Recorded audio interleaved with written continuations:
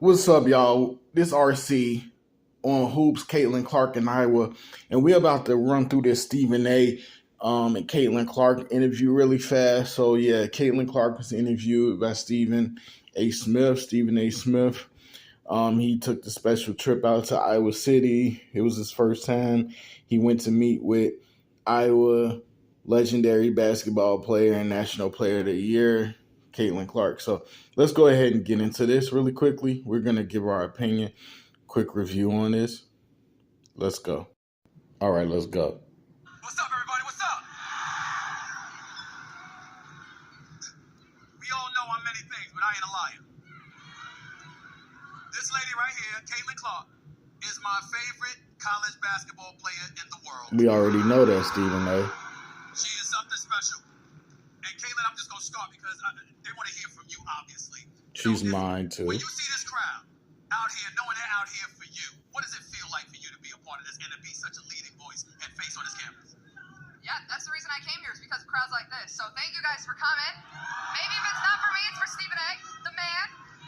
But no, that's why I chose Iowa. But also, I'm an Iowa kid. I grew up here. I grew up rooting for the Hawkeyes. I grew up 2 hours from this place, so it's really special to me. And my first year here was COVID, and it was really different. But now here I get to experience it with all of you. We're gonna play in front of 15,000 people every single game this year. Sold out crowd, yeah. 50,000 people for the crossover at Kinnick next Sunday. So. Students, I'm pretty sure you can still get tickets, so you better be there. Get us to 70,000, but no, it's for people like this. So, it's one thing for folks like myself, Mark, and this crowd obviously feeling that you're the best women's player in college basketball. Do you feel that you are the best right now? Pause. Okay, so that was a crazy question, right? Because he kind of put Caitlin on a hot seat because he asked her, "Are you the best player in women's college basketball?" Obviously, she should think so, but it would be a little bit controversial if she didn't say so. And if she did say so, some may consider it a controversy as well, with others out there like Angel Reese and Paige Beckers coming back. But hey, it's crazy. Let's see what she said. I think any competitor is going to say that. You always believe in yourself. But also, I'm lucky enough to be at a school where Coach Bluter, our coach, lets me thrive. She lets me do it, I do best. And that's one of the reasons I came here is, I didn't want to play for a coach that was going to handcuff me and not let me be me. So I think that's one of the biggest things. But also... So when Caitlin said that she wanted to play for a coach that wouldn't handcuff her, I think as we all see, Caitlin has a very free-flowing game. A game without restraints, and for her to be allowed to just simply play the game the way that she loves, the way that she desires, and also being coachable as well.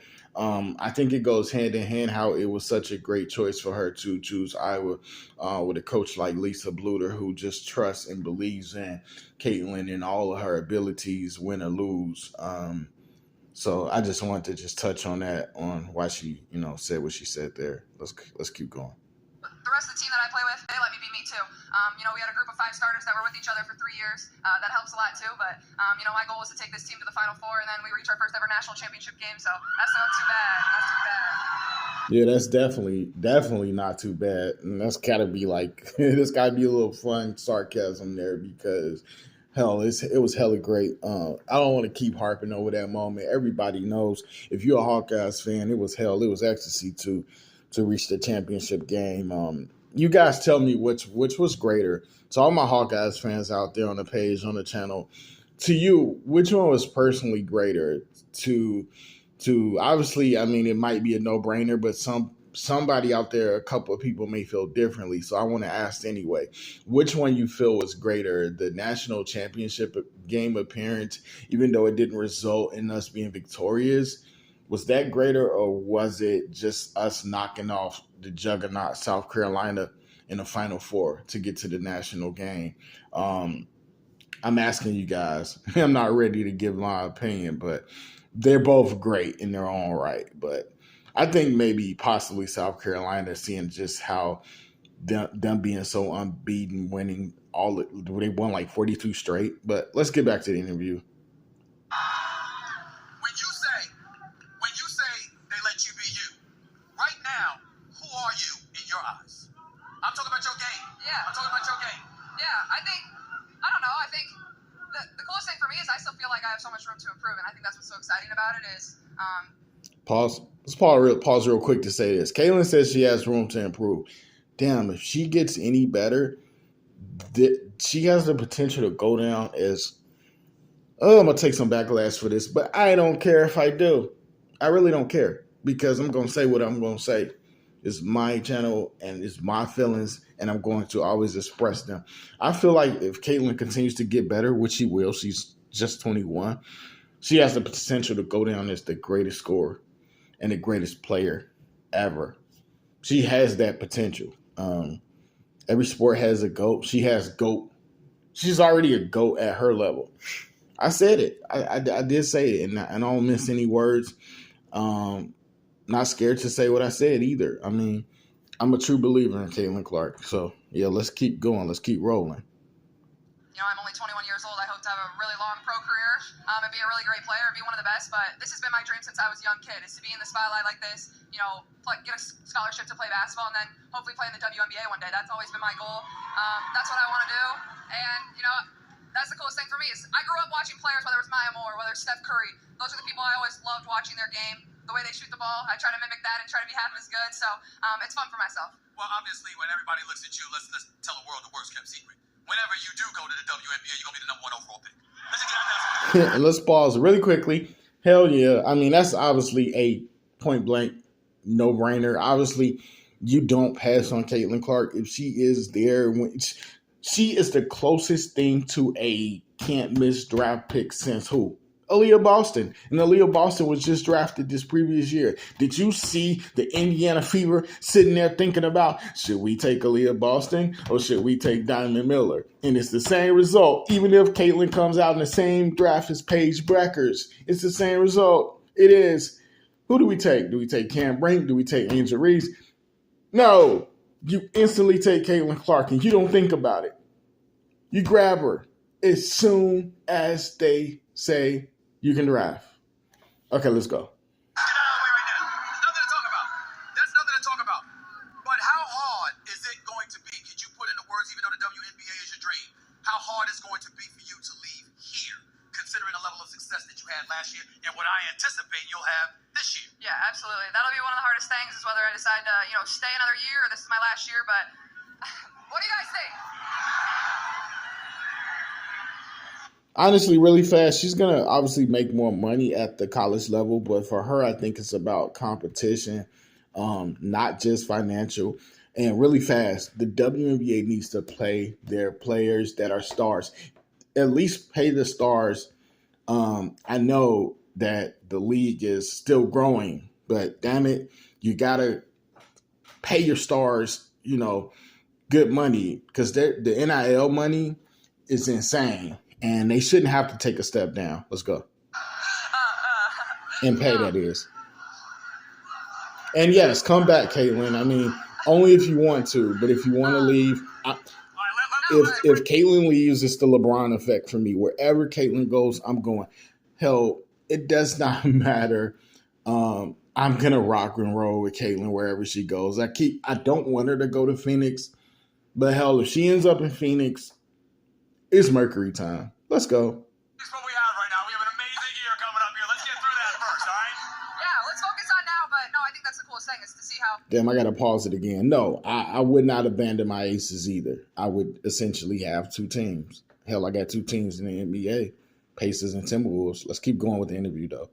This program has kind of evolved, and now we're sold out crowd. That's what we're playing in front of. Whenever I decide to go to the WNBA, I hope it's that same thing. I hope I can continue to grow the game. I hope we're playing in front of sold out crowds. I hope more teams are added to the league.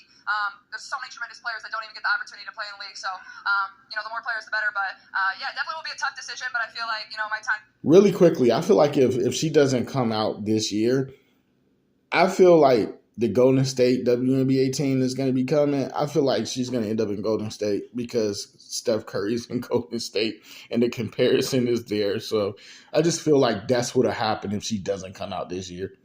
Let's keep rolling. Here has been absolutely incredible, and I know this year will be amazing in itself. So I'm just trying to enjoy that. In all the years that I've been covering sports, and all the great players and the great athletes that I've covered throughout my career, they've always taught me that failure is the recipe to success. Trials and tribulations come and go.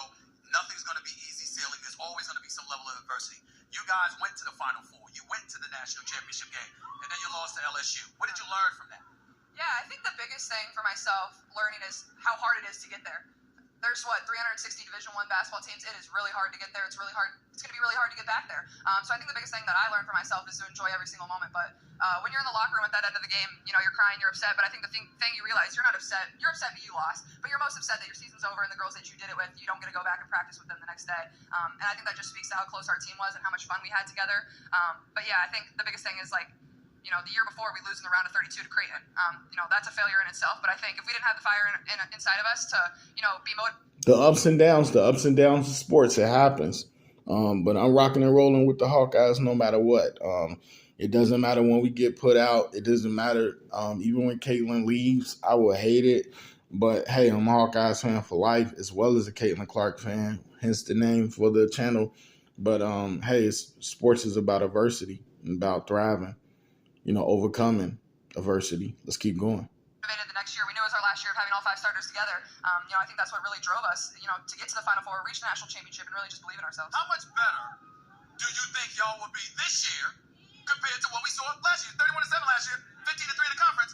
I mean, how much better are you going to be this year? I think we can be undefeated. That's what they want. Undefeated. That's what we want. We don't want to ever lose. No, sometimes, occasionally, losing will help you. I hate it, but I feel like we're probably going to lose to Virginia Tech. But if we win, I will be freaking ecstatic. But I don't know if we're going to be great out the gate. But we're definitely going to have a great year. We have CC. We have number 22 CC greatness. The team will grow and evolve. Trust and believe. Let's keep going. We got a little bit more.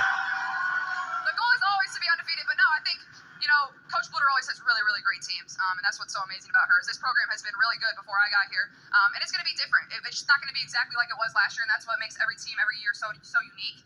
That's what's so fun for me. It's such a challenge. We lose 2 starters who are really, really great and gave a lot to our program. Monica Sonano has been absolutely amazing. I know a lot of you probably love her. McKenna Warnock, tremendous. So I think it's different, and that's what's going to make it so fun. But we'll definitely miss them. We will definitely miss Monica and McKenna. You're not going to see a season like this probably for a really long time. Playing in front of 15,000 people every single night, unheard of in women's basketball. When we go on the road, it's going to be really hard to get a ticket. Playing in front of 50,000 people in Kinnick Stadium. It's the Caitlin effect. That's what it is. Let's go. Never been done before, another record. So it's going to be another historic season, really, simply put. With that level of success comes a lot of responsibility. And one of the things, as you travel this country, somebody like me is looking at you. I've called you the female Steph Curry. I've said that many, many times, right? The comparison is dope, but at the same time, Caitlin Clark is also the first her. There's nobody in comparison to her in a women's game. But, yeah, I could kind of see the comparison. Definitely. I get it. Totally. And when I talk about you, I talk about your greatness as a player. But people who know you talk about your greatness as a person. And especially when they talk about you and how you've really, really been on this mission to influence a lot of young lives, particularly a lot of young lives in regards to females. I want you to speak to that for a second, and what kind of responsibility are you so willing to embrace, and why are you that way? A lot of people might work for that responsibility. I think you never have. Yeah, I think the biggest thing is, I feel like I was just that young girl that dreamed of being in this moment. Maya Moore was my favorite player growing up. She played for the Minnesota Lynx, and not only was she a great basketball player, she was a great individual. Yeah, that's a great player to pattern your game after. And she could score the basketball really well. It's another reason I really liked her. But yeah, I feel like I was just in their shoes. I was that young girl that dreamed of being on this stage and, being able to be a role model. I feel like a normal person. I'm always going to take 5 seconds and take a picture with somebody, take an autograph with somebody. I feel like that's kind of my duty, but also people like. That's dope. To say I'm the face of college basketball, women's college basketball. That's something I embrace, something that's special to me. And if I can continue to move the game forward, not only basketball, but women's sports in general. Do you ever worry? Last question. I know you take pictures with anybody. Do you guard yourself against signing those autographs? Couldn't mess with your hand. No. Stephen A. crazy. But yeah, guys, let me say this really quick because we're about to wrap this. But yo, check it out, man. The way that even the way we lost the championship game, just Caitlin's post interview, just composed, just humble, just poised, just a great person. She wins, great. She loses, she still has, honor and humility. So shout out to her for that. Oh, it's all good. It's all good. I'm just checking. I'll sign one for you. Okay, so yeah, that's the end of the interview. There was more, but that was all questions. from the president, Mark Shapiro, attended at Stephen A. Smith. But yeah, we just wanted to touch on that really quickly. Good interview. Didn't really tell us anything that we didn't know, but it was good to just see them, bat off each other a little bit, talk a bit, and I thought it was a really good interview. It wasn't bad at all. So hey, I hope you guys enjoyed this interview. Like, share, subscribe, all those good things, totally free. This is RC. Hope you guys enjoyed my commentary on this interview, and I'll catch you guys on the next one. Hawkeyes, I will Hawkeyes for life. I'm out.